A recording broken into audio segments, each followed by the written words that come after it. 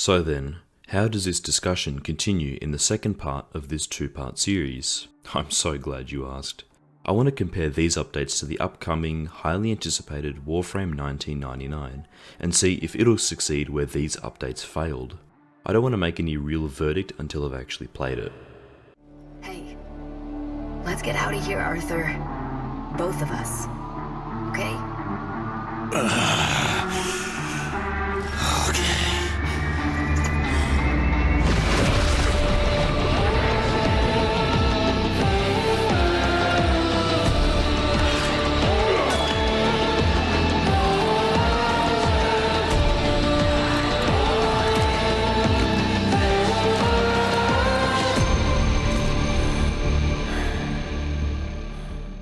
And here we are. With the release of Warframe 1999 and Tekkit Encore well behind us, it's time to speak on its success. Specifically, I want to talk about why this update is what I believe to be one of the best in Warframe's 12-year lifespan.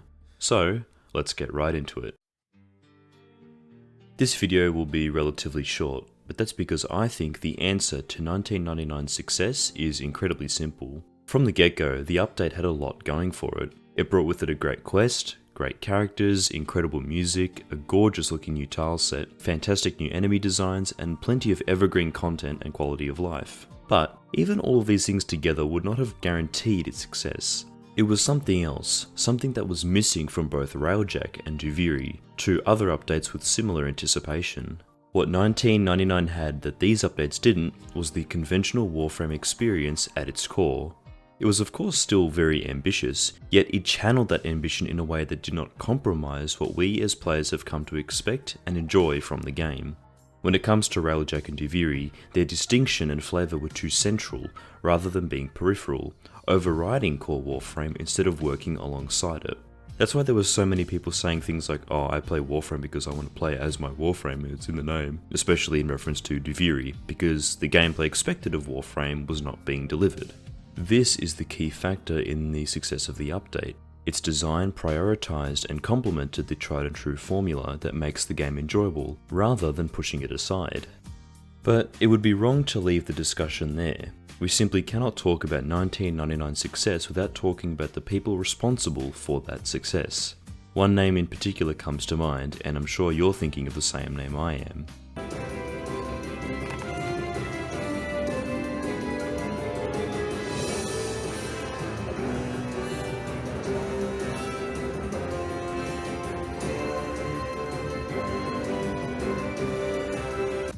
Rebecca Ford, Warframe's creative director since 2022.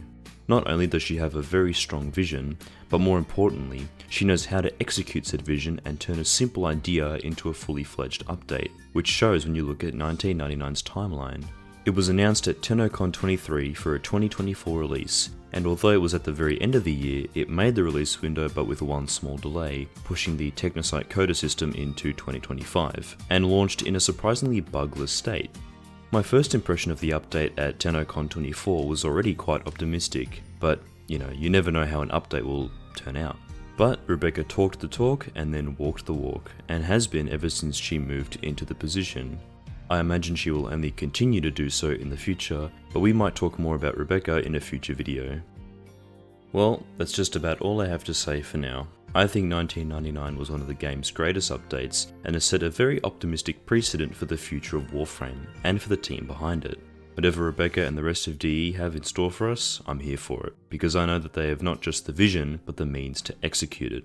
What do you guys think of 1999, and how does it rank against other updates that you enjoyed in particular? As always, thank you very much for watching, and until next time.